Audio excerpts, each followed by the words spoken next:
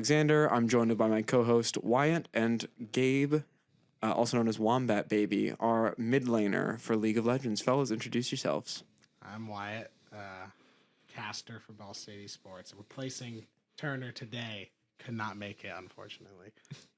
Yeah, I'm Gabe. As Casey said, go by WombatBaby. I am the mid laner for the League of Legends team and have been for the past 3.5 years. So got a little bit of experience under my belt. Yeah, no kidding. With 3.5 years of experience of League of Legends at Ball State, what have you kind of gained from that? Like, obviously, you've been here for a while. You're a senior now. What are you, how are you different now than when you started? So it's a funny story. Actually, when I first came to Ball State, I had no intention of doing esports of any kind or anything like that. It was actually my mom that kind of pointed when we were touring. We walked past the Esports Center. She's like, "Oh my gosh, you play video games or whatever? You should do that." I'm like, "Mom, I don't think I'm necessarily good enough for that." And then I saw the open tryouts or whatever. And my freshman year, my first semester, they ended up not having a mid laner anymore, at all. So they subbed me in for a tournament they had the first week of school. Wow. And then I kind of I got the spot on the team after that and been there since. But I've obviously gotten a lot better at League of Legends itself. 3.5 years of having coaching and team play and practices, consistent schedules like that.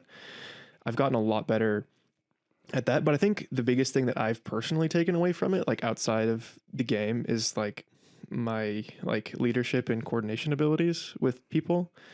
I think it really grew me as a leader, being hey guys, we need to do this right now, or holding people accountable for maybe they're late to a practice or not putting in as much effort as they should be at that specific moment. I think it's helped me step up to be a necessary leader, especially this semester, now being a senior, and we actually don't have a coach this semester, so those abilities have, I think, really been important to the team this semester and how we've been functioning. So it's probably leadership is probably the biggest thing that I've noticed. Fair enough. I always like to ask the varsity esports people and in the program, just how they got into the game that they play, how long they've been playing it, how many hours they have in the game, what they love about the game. So, just dive into that, because I love hearing the stories of how people got into their games that they play and put all this effort into. So League, back when my older brothers were in high school, so this was when I was 8, which was back in 2012.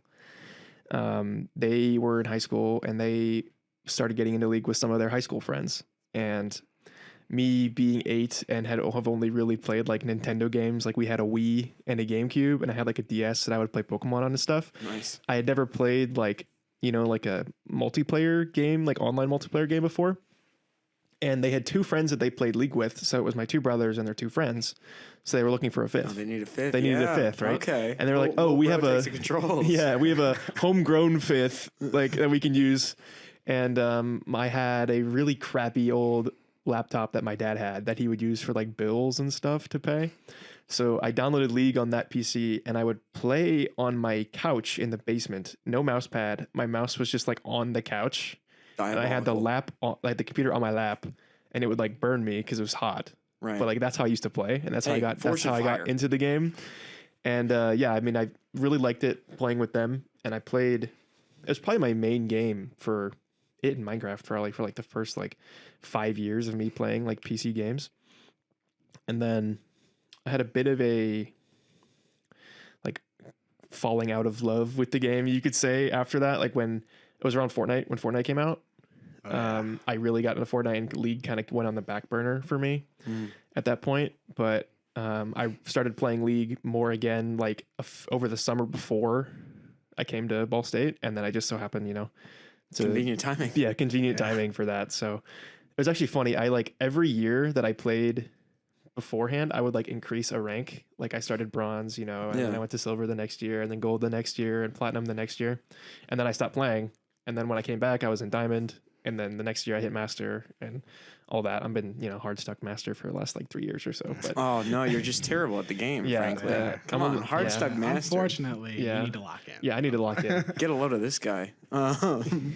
Yeah, you mentioned that stagnation and stuff. I I know a lot about competitive stagnation, especially in like regular sports and stuff.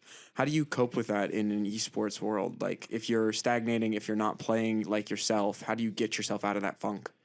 So for me, I know that even though my rank might not be increasing, throughout my college career, I've been getting better at the game. You know, once you get to a certain point in league, like you're in like master, which is like the top like 4,000 or so players on the server, Just only. then it's like everyone up there is really good, right? So it's hard to improve unless you're like really good. And I personally just don't, I'm just not all there yet for that. And it also, I struggle to play the game a lot outside of like scrims and practices because I just hate playing the game by myself. It's like Entirely fair. it's really hard for me to have motivation to play the game outside of like a coordinated team setting. So I've actually, you know, I've had some conversations with my teammates relatively recently about that and how I need to, you know, be better and play more outside of team settings just so I can like keep my skills up because I've noticed a bit of a dip recently. So in my mind, it's less so now for me about the point of like getting my rank up. I don't particularly care about like number go up, make me happy. It's more so just like so I can, you know, be Help out the fresh for team. my team and Yeah. like be better for them, right? Yeah, So I totally understand that. Yeah, I guess you did kind of touch on it a little bit. I was going to ask, like, how do you just stay motivated? Because the biggest problem with I've noticed with myself of just like getting, like, staying that attached and that motivated just to play and get good at one game is like so difficult. Especially when there's so many good games. There's coming out, there's you know? just I know, there's so many other games you wanna games. play, right? There's so Yeah. many other games to play. So you did touch on it a little bit of just like how you stay so motivated to just work on League of Legends. But I guess what I would like to ask as well is you are also, of course, a collegiate student. It's got to be a lot sometimes to balance. You know, we do a lot of things here at Ball State Esports. You know, a lot of LANs, a lot of matches. How do you balance all of that while also schoolwork and being a senior, working on capstone projects and stuff like that? How do you balance it all? So I've always been, if I had to say like a trait of mine that was like the best, just like across the board, it would be my time management skills. I think that I'm incredibly good at managing my time, and I think being in esports has helped me like refine those abilities. So I'm like the anti-procrastinator, you could say. Like I'll do assignments like a week and a half before they're due, or like it's very rare that I am working on an assignment that's due within the next 3 days. Like I almost always have assignments done before then.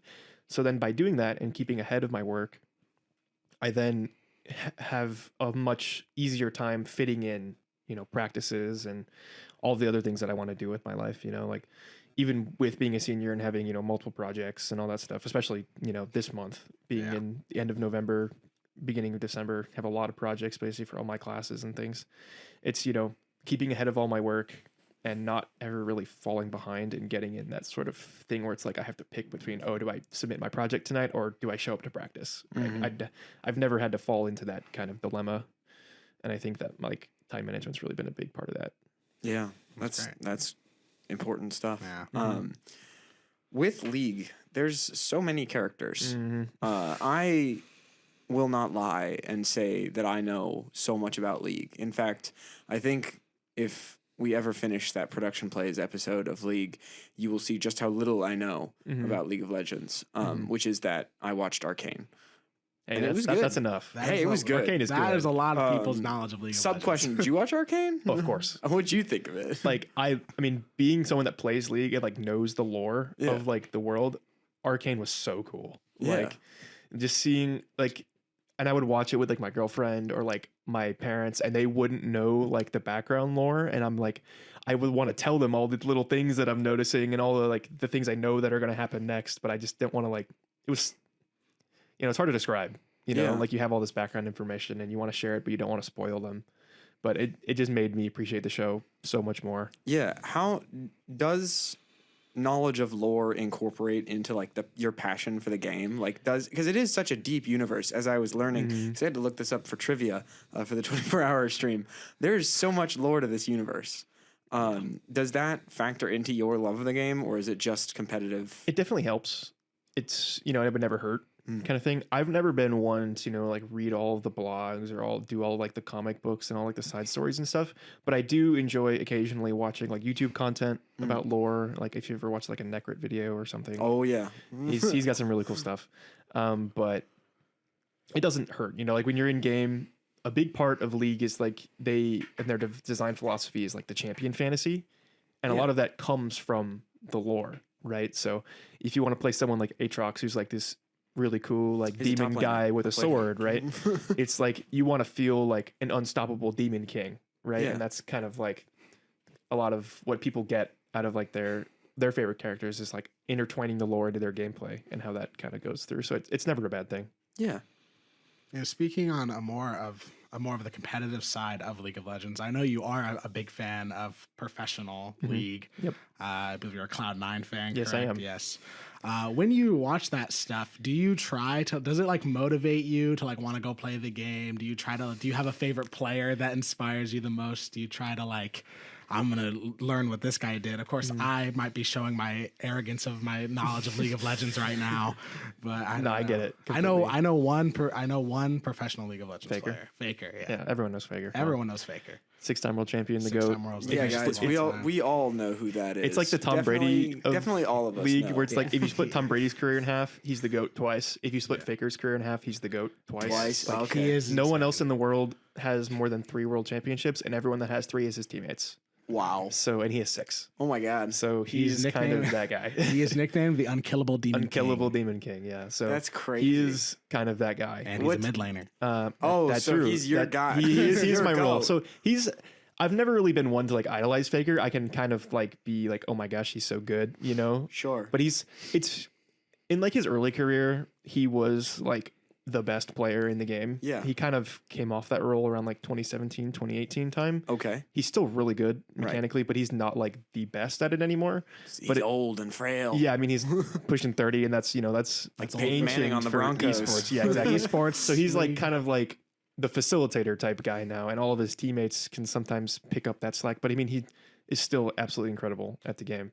But speaking about more like Cloud9, I watch mostly North American League of Legends. Sometimes I'll watch Europe. Very rarely will watch Korea. I never really watch China, and I'll watch all of like the international events. Me being a Cloud9 fan, they have kind of a history of not keeping their mid laners for very long, so it's kind of hard to like be like, oh my gosh, I love the Cloud9 mid laner because there's a new one like every year, sometimes multiple a year. But it does, I'll watch the games and be like, oh, I might want to try incorporating that, or I might want to try that character, because if they're playing that character in professional games, then must be good, right? And maybe I can incorporate into the team. So maybe I'll pick up notes of who to play, or like certain little strategies that maybe I can say to my teammates, yo, like maybe we should try this out in a scrim or something. So it'll be like that. I more so watch it just for, for personal entertainment. Yeah. And, I love watching professional league, and I'm sad that the world championship's over. It ended like 2 weeks ago. Faker won his 6th. Yeah. Wow. So, he won this year? Yeah, he won back to back to back the last 3 years. And 4 years ago, he made the finals and lost. So he made four back to back to back to back world finals. He is Tom Brady. Three of them. What is happening? He's like on a LeBron type run. Yeah, he's on an insane run. Like he won 2013, 2015, and 2016. Is it all on the same team? Yes, he's been on the same team for his entire career. Good on them. Yeah. So he went 2013, 2015, 2016. Had a bit of a lull between that, and then A lull of probably getting to the world championship. he's been to. Throughout his career, he's played 12 seasons now. He's been to Worlds 10 times. Oh my God. Has made the finals 8 times, and has won 6 times. He is Tom Brady. So what he's is won. happening? For half of his career that he's played, half the years, he has won the world championship that year. Yeah. Which is insane. Probably the greatest esports just athlete in general of all time. He's definitely up there. I don't think a run can be across games. I just don't think a run like that will ever be replicated. I think from what I understand about a few like fringe fighting game communities, there's a few people that have won something like that. That is something that I am Casey can tell you about. That is something that I am more knowledgeable in. Sonic Fox is probably the equivalent of that. What game? They won Mortal Kombat at the same tournament. They won Mortal Kombat, Dragon Ball Fighters, and another one too. Is this like the same guy This or is like the same? This is the same person. Oh, so a singular person won 3 different titles. Yes, that's crazy. Yeah, they're really good at video games. I can't speak to singular person, but I follow sometimes I follow COD League when it doesn't make me angry. Optic right now, they were the first team in history to go back-to-back this past year. And I think they are still one of the only teams in history to win more than 2. They are pretty good. So, but yeah, still not to the level of... No, that's 6 is crazy. Faker T1 is the team that he's on. And it's like, it's just like in some insane storylines. Like this past season, going into the World Championship, they were the 4th seed from their own region of Korea. And they had to like do like a play-in tournament to even make it into the tournament. And they win the whole thing. And then they win the whole thing. They did like 2 years ago, they did the exact same thing. They were the 4th seed from their region, had to do the play-in tournament, ran on a run, won the whole thing. Like they're beating like the consensus best teams in the world. And at this point, everyone is like, you're silly to bet against them at this point. It's just like they have the magic and it's just like there's nothing you can do about the magic. Yeah, exactly. It's the Chiefs. Yeah. It's like if they make the World Championships, they're at least he's never not made semifinals. So 10 semifinals, that 8 would finals. Suck to be the other guy. Yeah, on the exactly. other side of that, to be like, nuts. At this World Championship, a lot of people were calling the quarterfinals was the actual finals because they played a team from China, Anyone's Legend, and they went full 5 games, banger series, and then they won. And then finals was actually a bit the other Cinderella run of the tournament. They met and had a 5-game series, but it was less so like T1 makes finals, they're going to win. That's just kind of how it goes. Right. And a lot of people were like, oh, there's no way that they're losing at this point. Once they won the quarterfinals, it's just like, there's just no way that they lose at this point.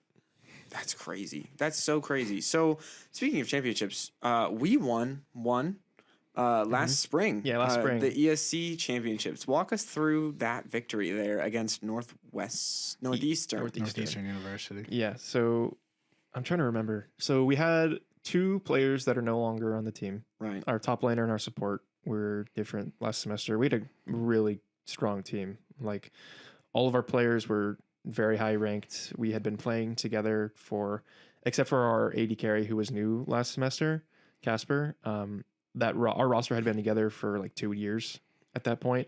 So we had known like all of our tendencies, how we wanted to play, and the communication was a lot of like you kind of just know what things are gonna happen. It just kind of got into a flow state, and it was just kind of like what that guy's gonna do. So I think if I remember correctly, we 3-0'd them. Yes, in the finals. 3-1. I think it was 3-0. It may have been 3-0. I'm pretty confident you swept. I think it was 3-0. I think the other set you played against them was not 3-0. Yes, I believe that's correct. But yeah, I mean at that point we had clicked. We were gelling as a team. We knew what the other team wanted to do. We stopped them from doing it. We did our own thing. It was it was a great culmination of like a year's work winning the championship. It felt great. I'm struggling to remember. Did we win my sophomore year too? I do not think it was Ball State's first ESC win. Yeah, I think we won because I know my freshman year, I actually got subbed out second semester during spring, my freshman year for another player, and they ended up losing in the finals that year. And then regretted my sophomore year, we won against Buffalo, I believe, in the finals, and then last year we beat Northeastern. So I'm personally undefeated in ESC. Yeah. I've never lost ESC before. That is true. So, and you were also the only Ball State esports team to actually take that ESC. Yeah, you're right. Championship that year, which I will say all 4 of the Ball State esports teams were in the finals. Yeah, which is crazy. And we were the only ones that actually won. We were the only school that had all 4 teams in the finals, and you guys did. You were the one to actually complete your undefeated season. Yeah, I had positive memories associated with that LAN. I, like being with all the guys on the team and like hanging out and doing all. LAN. Yeah, Miami did a good job of hosting. They did a good job. It was my first LAN that wasn't just Battle for Indiana, which we can talk about that a little bit as well. Yeah, it was a great LAN. They did a good job hosting. Their facilities are nice, all that stuff. It was good. I liked, and it's real rainy. It was real rainy. It's nice that it's not like super far away either. It's not like you have to drive 5 hours to get to the LAN. It's like like an hour and a half. Yeah. But yeah, it was nice. And so some of my teammates actually were friends with some of the people on Northeastern's team. So they were like playing like volleyball like after our series and stuff after we swept them, and it was kind of interesting. And it's like the community of esports. It's like you meet people online and you finally get to meet them in person. It's pretty cool. Agreed. Yeah. I do agree as well. I will say, I guess I did mention it. We can talk about Battle for Indiana. I know this year didn't go as planned, but you have won multiple battles. Just talk about Battle for Indiana in general, how what you've thought about it, how it's been the past 4 years. Yeah. So the highlight of my collegiate esports career was actually the first Battle for Indiana my freshman year. So I peaked early. You know, it was grand finals. We had been there for like 15 hours playing League. It was like 1 a.m. It was game 3 of the finals. It was of a best of 3. If I remember correctly, we bracket reset. Was it Purdue Fort Wayne? I think it was Purdue Fort Wayne. We'd bracket reset them, come from the lower bracket, and it was game 3. And it was like teams were even. We were a little behind, if anything. And there's a objective in the game called the Elder Dragon. Yeah. Where it's like if you kill it, you get this insane buff, bigger than the Baron buff. Like it's like you deal bonus damage and you execute enemies below like 25% health. So it's incredibly strong. Wow. And the other team was taking the Elder Dragon, and I knew that if they took it, then we would lose. Like we would just straight up lose if they got it. So I was playing a character called Silas who has a dash. I dashed over the wall into the dragon pit, stole the Elder Dragon with like a random auto attack, and then we wiped them and ended the game and won the series. That's crazy. And we were all going nuts and stuff. So that was like super awesome. My sophomore year, Battle for Indiana, we got out.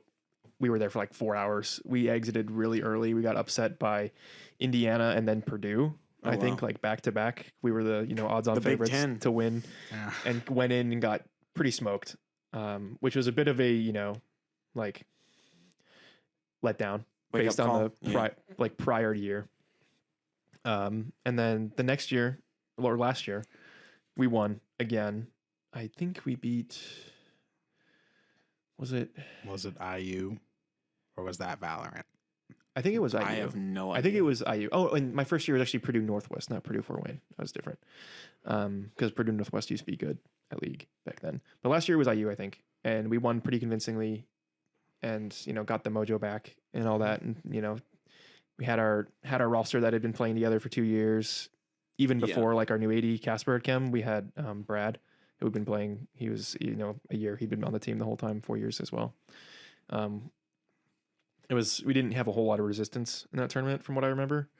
And then this year, with a few of like the roster changes, because with people graduating and our support, Minsu had to go back to Korea to do military service. We have a new support, a new top, and then Casper's only been with us for like a month for a full semester at that point. Yeah. So we're still like learning as a team. Our new top laner had never really played top before, so he's learning the role. Oh my! Our new support, who does a lot of the shot calling, was new for the team. Yeah, hadn't been starting. He'd been on the second team before, so it was a lot of adjusting to different people and learning how we all play together and all that. So it wasn't quite what we were looking for. Sure, but I think it kind of gave us like a building block that we can use to get better and improve as a team. Nice wake up call to be like, okay, this is what we need to fix. Exactly. Yeah. So we've been, building throughout the semester, incorporating the new guys on the team and learning how we all play together. And I think we're trending in the right direction now. It's been, not going to lie, a pretty big struggle to get where we are now, especially without a coach having that sort of like outside perspective, to be more objective about things. Because it's hard when everyone's like, oh, I think I'm doing this right. And there's no outside voice to tell you who is and who isn't. So, we're finally getting on the right track now. We unfortunately lost in our NACE playoffs. We played against Maryville, who is they're the really League of Legends good. team. Yes. They are the best non-professional League of Legends team in the country. And we unfortunately drew them in the first round of the NACE playoffs. So we got smoked. So bummer. But ECAC, we actually won our first round on Friday against St. Clair. So we are moving on to the semis in that. I don't know who we're playing, but we have a bye week, obviously, this week with it being Thanksgiving. Sure. But, things are looking up. And I think especially next semester, once we do have a coach, which we are getting, it's been confirmed that we're having our coach come next semester, then I think we'll be in a really good spot to hopefully repeat as ESC champs. Yeah, I agree. As someone who really only cares about ESC, because I think it's awesome that we get to kick this crap out of other MAC teams, or MAC is the athletic conference that we're in, but something that we get to win in the MAC for once. Yeah, I don't know. It's Finally. cool. It's I love seeing you guys play against those MAC teams, man. Or those ESC teams, excuse me. I think it's great for our program. I think it's great for their programs. I think it's good to see that rivalry. As we're looking onto this ESC season in the spring, what games are you guys circling, highlighting, putting in the calendar? So I'm actually not aware of all of the like roster changes for the other ESC teams. Okay. Northeastern's actually no longer in ESC. Yeah, I knew that. So that's that's our That's number sad. one competition in the conference is now just gone. Yeah. So that's a big difference. If I remember last year, the other top teams were Miami, Ohio, Buffalo, Kent State, and Eastern Michigan. Sounds familiar. I remember Eastern Michigan was at the LAN. That was who we played in the first round, I believe. Yes. It was actually funny. They put out like a like league team documentary after last semester, and we were kind of like the final boss in their documentary. It was an interesting perspective on like our team and all that. But from what I understand, a lot of their roster is still together, so I think EMU might be a bit of a contender. Okay. Actually ran into their mid laner in solo queue a few weeks ago. But I don't really know a lot of information about the other teams. So until we start playing and start seeing those matches, I'm not gonna really know. Fair enough. I guess one final kind of thing. What do you like before a match, before the game day in a collegiate esports match? Do you have a routine? Do you have a I don't know, are you a superstitious person? I don't think you are, but no, I'm not superstitious, and I don't really have a routine either. Just go into it. Funnily enough, I'm a very like regimented, like organized person. I don't really have routines for that kind of thing. I kind of just show up, make sure I'm in. I mean, I guess if you call a routine making sure you're in the right headspace, if that counts as a routine, but there's not anything that I specifically do to do that. I kind of, just come in, set up my stuff, focus up, lock in, all the buzzwords that people use. And I just play. I've never really had any sort of I'll listen to this specific song or do this specific thing and nothing like that. That's fair enough. Yeah, I am personally very superstitious. So even when other people are doing things with teams that I'm related to, I always got to do the same stuff just in case I mess them up. Yeah, fair enough. But that'll be all for today. Thanks everybody for tuning in to The Nest. I have been your host, Casey Alexander, joined by... I have been Wyatt Leiby. And Gabe Manning, WombatBaby. I meant to ask where that came from. Sorry, next time. I know the story. Thank you guys for joining us. We'll see you next week on The Nest.